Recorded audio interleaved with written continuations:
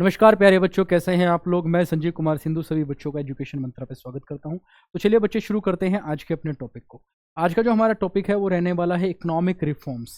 भाई 1991 के अंदर एक पॉलिसी आई थी जिसको हम एलपीजी पॉलिसी बोलते हैं। 1950 से लेकर 1990 तक हम लोगों ने बहुत सारी पॉलिसीज यूज़ करी, जिसको एक जो अच्छी खासी पॉलिसी थी, बट 1990 के अंदर इकोनॉमिक क्राइसिस आ गए, जिस वजह से सारी की सारी पॉलिसीज़ को रिवाइज करना पड़ा। और उस टाइम की सिचुएशन इतनी ज़्यादा बेकार हो गई थी, हमें वर्ल्ड बैंक से लोन लेना पड़ा। और वर्ल्ड बैंक ने इंडिया की इकोनॉमी को ठीक करने के लिए लोन तो दिया, लेकिन कुछ शर्तों पर। शर्तें थी सिर्फ तीन: लिबरलाइजेशन लेके आना, प्राइवेटाइजेशन करना और ग्लोबलाइजेशन करना। इन तीन शर्तों के ऊपर हम लोगों को लोन मिला, ठीक है, जिसके लिए इंडिया का बहुत सारा गोल्ड गिरवी भी रखना पड़ा। ठीक है, आज इस पूरे चैप्टर में हम यही पढ़ेंगे कि भाई लिबरलाइजेशन क्या होता है, प्राइवेटाइजेशन क्या होता है और ग्लोबलाइजेशन क्या होता है, जिसको एलपीजी पॉलिसी बोलते हैं। और इस एलपीजी पॉलिसी के क्या फ़ायदे थे और क्या हमें नुकसान हुए, पूरे चैप्टर में सिर्फ बस इतना सा ही। ये बात आई समझ में। और कुछ छोटी छोटी चीज़ें हैं। चैप्टर थोड़ा सा लंबा होने वाला है, लेकिन हम जल्दी इसको कवर करने की कोशिश करें। ठीक है बच्चे, तो चलते हैं आपकी इंडियन इकोनॉमिक डेवलपमेंट में। चैप्टर नंबर 3 है ये। आगे बढ़ते हैं बच्चे। देखो जरा, 3 ही टॉपिक लिखे हम लोगों ने: एलपीजी, लिबरलाइजेशन, प्राइवेटाइजेशन और ग्लोबलाइजेशन। ठीक है, लिबरलाइजेशन को बोलते हैं उदारीकरण, प्राइवेटाइजेशन को निजीकरण और ग्लोबलाइजेशन को वैश्वीकरण बोला जाता है। पढ़ते हैं नेक्स्ट स्लाइड पर। ये पूरा फ्लो चार्ट है आपके पूरे चैप्टर का। ठीक है, जरा देखते हैं टोटल क्या था। सबसे पहले इन रिफॉर्म्स की जरूरत क्या पड़ी, ऐसी क्या जरूरत आन पड़ी थी कि हमें अपनी पॉलिसीज को चेंज करना पड़ा। तो भाई सिंपल सी बात, कुछ कमियां रही होंगी। कमियां क्या क्या हो सकती हैं? देश की जीडीपी कम हो रही होगी, पर कैपिटा इनकम कम हो रही होगी, इन्फ्लेशन लगातार कम हो रहा होगा। ठीक है, हमारे प्रोडक्ट दूसरे देशों में बिक नहीं रहे होंगे। ठीक है, जिसको हम बोलते हैं एक्सपोर्ट नहीं हो रहा होगा। अगर एक्सपोर्ट नहीं होगा, ठीक है, तो हमारे पास दूसरे देश का जो रिजर्व है, फॉरेन करेंसी रिजर्व, विदेशी मुद्रा भंडार, वो कम हो जाएगा। लगातार प्राइसेस बढ़ रहे थे। ठीक है, एक्सपोर्ट इंपोर्ट का जो बैलेंस होता है, जिसको बैलेंस ऑफ ट्रेड बोलते हो, लगातार डेफिसिट में जा रहा था। इंडियन प्रोडक्ट दूसरी मार्केट में बिक ही नहीं रहे थे। ऊपर से जो हमारा बजट है वो लगातार डेफिसिट में जा रहा था। ठीक है, बजट भी घाटे का बजट होता जा रहा था। ये बात आ रही समझ में। बैलेंस ऑफ जो पेमेंट है वो अनफेवरेबल था। तो इतनी सारी कमियां थी। गल्फ क्राइसिस आ गए।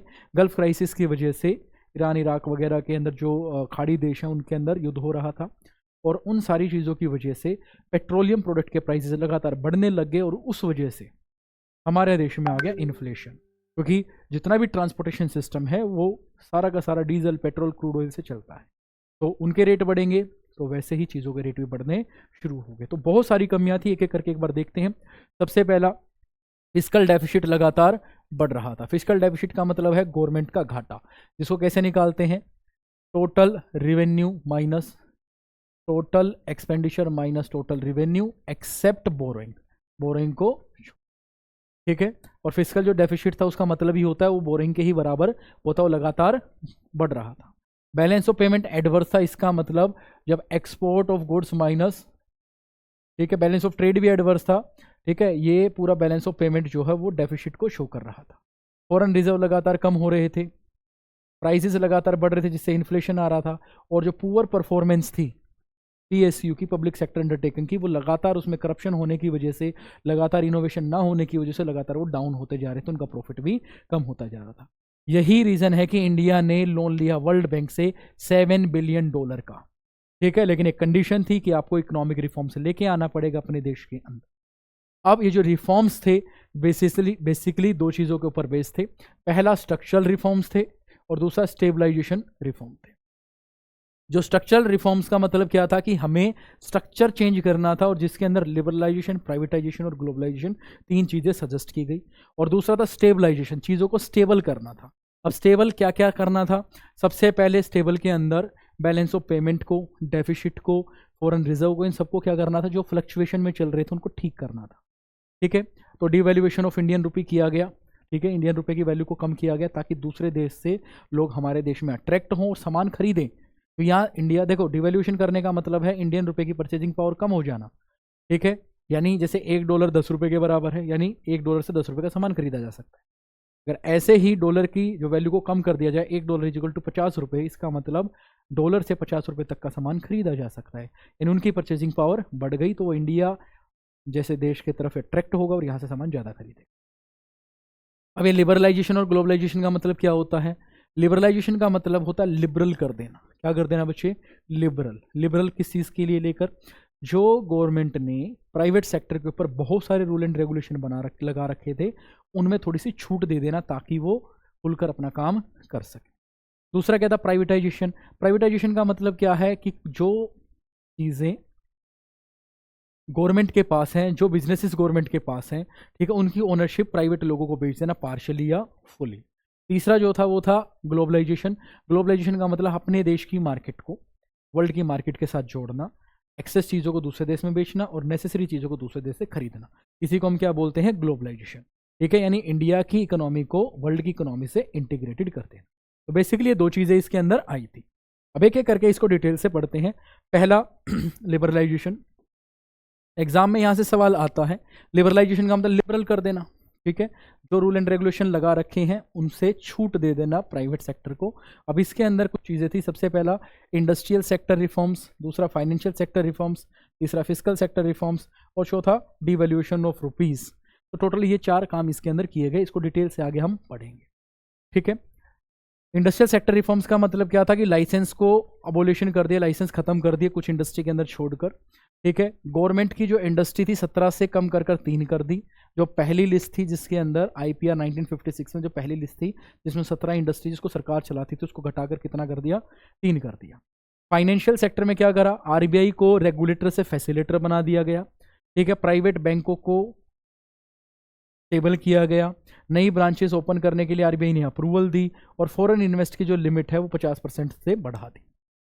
फिस्कल रिफॉर्म का मतलब है गवर्नमेंट की टैक्स की पॉलिसी, टैक्स एंड सब्सिडी की पॉलिसी। तो गवर्नमेंट ने टैक्स सिस्टम शुरू करा और बेसिकली टैक्स को इजी कर दिया। डायरेक्ट टैक्स और इनडायरेक्ट टैक्स 2 तरीके का टैक्स होता है। टैक्स को सिंप्लीफाई किया ताकि लोग ज़्यादा से ज़्यादा टैक्स पे कर सकें। अगला, इंडियन रुपी को डिवैल्यूएट करा ताकि लोग यहाँ से इंडिया से ज़्यादा सामान खरीदें। परचेजिंग पावर उनकी बढ़ गई है तो इंडिया से ज़्यादा परचेज कर सकते हैं वो चीज़ों को। तो ये सारे के सारे काम किए गए लिबरलाइजेशन में। उसके बाद बात करते हैं प्राइवेटाइजेशन की। प्राइवेटाइजेशन का मतलब है गवर्नमेंट के वो बिजनेसेस जो लॉस में चल रहे हैं उनको पार्शली या फुली प्राइवेट सेक्टर को बेच देना, यानी उसकी ओनरशिप बेच देना। तो देखना, by withdrawal the government from the ownership and management private public to private, by outright sale of public sector unit. या तो कंप्लीटली बेच देना या पार्शली बेच देना। पार्शली अगर आप बेचते हो, यानी मालूम है गवर्नमेंट हूँ, मैंने पार्शली कोई बिजनेस बेच दिया है, ठीक है, उसको हम क्या बोलते हैं? उसको बोलते हैं हम लोग माइनॉरिटी सेल, ठीक है, माइनॉरिटी सेल्स।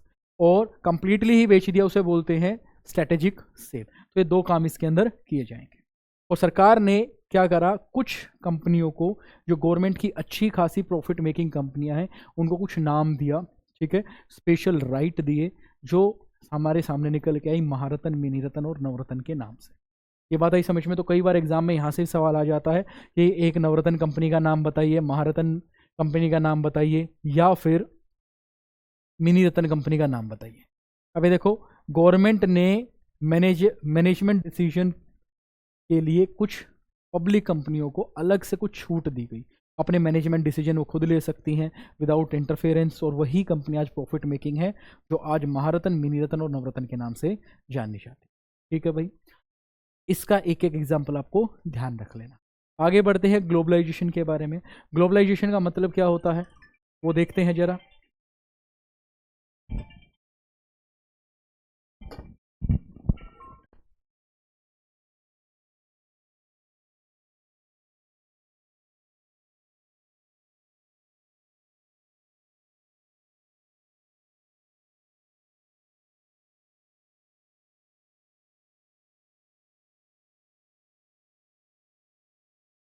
चलो भाई, अब आगे बढ़ते हैं। अब बात करते हैं ग्लोबलाइजेशन की। ग्लोबलाइजेशन का मतलब है अपने देश की इकोनॉमी को दूसरे देश की इकोनॉमी के साथ मिलाना, यानी फ्रीली ट्रेड करना।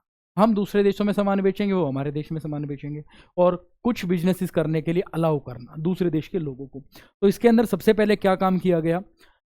फॉरेन इन्वेस्टमेंट, खासकर FDI की लिमिट को बढ़ा दिया 40% से 51% तक। और 51% तक क्यों? क्योंकि 51% का मतलब होता है मालिकाना हक अब उनको मिल सकता है। ठीक है, अगला देखते हैं। बहुत सारे जो रिस्ट्रिक्शन थे एक्सटर्नल ट्रेड पर, उसको हटा दिया गया। टैरिफ रेट को कम कर दिया गया। टैरिफ का मतलब है दूसरे देश का जो सामान हमारे देश में बिकता है उसके ऊपर एक स्पेशल टैक्स लगाया जाता है, उसको टैरिफ बोलते हैं। इंटरनेशनल टैक्स को क्या बोलते हैं? टैरिफ। ताकि उनके देश का प्रोडक्ट महंगा हो जाए और वो हमारे देश में ना बिके। ऐसा इसलिए किया जाता है ताकि दूसरे देश को क्या किया, डिस्करेज किया जाए सामान बेचने से। अगला जो है आउटसोर्सिंग। ठीक है, रिमूव कोटा रिस्ट्रिक्शन। इसमें एक आउटसोर्सिंग इंपॉर्टेंट आता है, आउटसोर्सिंग एग्जाम के अंदर आ जाता है।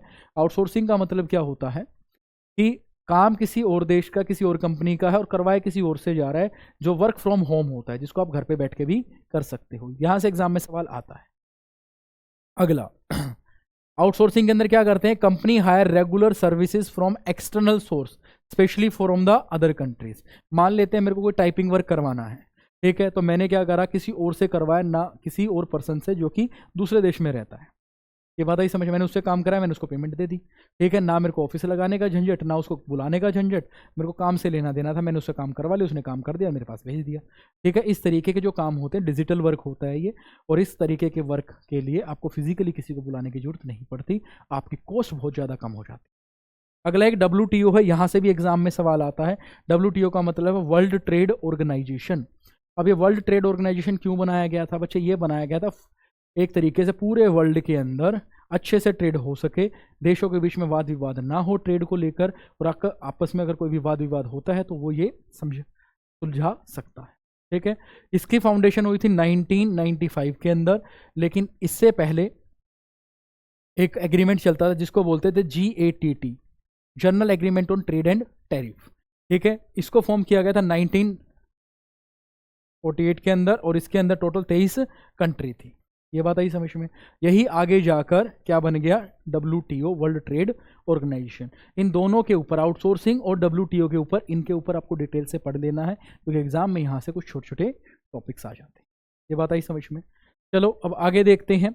अब ये डीमोनेटाइजेशन क्या है पता है आपको बच्चे? ये सुना होगा आपने कि आज रात 12 बजे से 2000 रुपये के नोट और 500 रुपये के नोट बंद, 1000 रुपये के नोट बंद करवा दिए गए थे, याद हो तो आप लोगों को। तो 8 नवंबर 2016 को डीमोनेटाइजेशन हुआ था, और उसके अंदर 500 और 1000 रुपये के पुराने नोट को बंद कर दिया गया, और उसके बाद 500 और 2000 के नए नोट शुरू किए गए। तो ये क्या था हमारे पास? डीमोनेटाइजेशन। उम्मीद है ये चीज़ आपको समझ में आ गई होगी। ठीक है, डीमोनेटाइजेशन क्यों किया जाता है? जाली नोटों को ख़त्म करने के लिए, टेररिज्म को ख़त्म करने के लिए। ठीक है, ये सारे के सारे हम काम करते हैं। अब अगला क्या है? GST। GST का मतलब गुड्स एंड सर्विस टैक्स। ठीक है, गुड्स एंड जो सर्विस टैक्स है बच्चे, वो 1 जुलाई 2017 से पूरे देश के अंदर अप्लाई कर दिया गया। ठीक है, GST का मतलब होता है goods and service tax.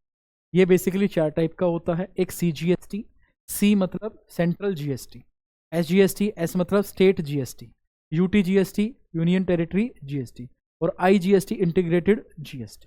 4 type के तो ये GST होते हैं। उसके बाद बात करते हैं रेट की। 0%, 5%, 12%, 18% और 28%, ये इसके अंदर स्लैब रेट है। प्रोडक्ट रखे गए हैं अलग अलग रेट के हिसाब से, अलग अलग चीज़ें इसके अंदर रखते हैं। ये बात आगे भी समझ में? उम्मीद है ये चीज़ आपके समझ में आई होगी। क्लियर है ये? इसका एक स्लोगन भी था। स्लोगन क्या था? 1 नेशन 1 टैक्स 1 मार्केट। एक नेशन है, एक मार्केट है, तो एक ही टैक्स सिस्टम होना चाहिए, इसलिए इसका नाम रखा है GST, goods and service tax. इससे पहले सर्विस टैक्स अलग होता था, और गुड्स पर लगने वाले टैक्स को वेट बोला जाता था। तो ये सारी की सारी चीज़ें, ये बात आ गई भी समझ में? अब आगे अप्रेजल की बात देख लेते हैं। अप्रेजल का मतलब कि भाई ये जो हम सिस्टम लेके आए थे पूरा का पूरा, क्या इसका सच में कोई फ़ायदा भी हुआ था? ठीक है, क्या इस LPG पुल से कुछ फ़ायदा हुआ? हाँ बिल्कुल हुआ। जो कमियां थी उन पे कंट्रोल आया। जैसे हमारे पास जो GDP थी वो 5.6 से 8.2 हो गई। एग्रीकल्चर सेक्टर को इग्नोर किया गया था क्योंकि कोई इन्वेस्टमेंट नहीं थी गवर्नमेंट के पास।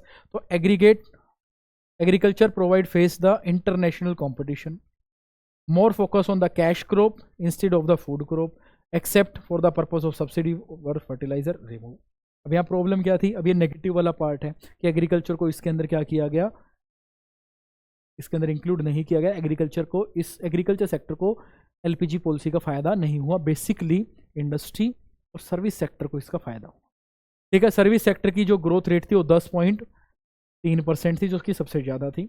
इंडस्ट्रियल प्रोडक्ट की डिमांड कम हुई क्योंकि इंपोर्टेड गुड ज़्यादा सस्ते होते थे। तो हमारे पास 3 नेगेटिव पार्ट है और एक पॉजिटिव पार्ट है। ये बात आई समझ में। हालांकि एग्जाम में जब ये सवाल पूछा जाता है तो आपसे कई बार ये पॉजिटिव कई बार ये नेगेटिव दोनों के दोनों चीज़ें पूछ लेता है। ये बात आगे भी समझ में। चलो भाई, अब बढ़ते हैं थोड़ा सा आगे।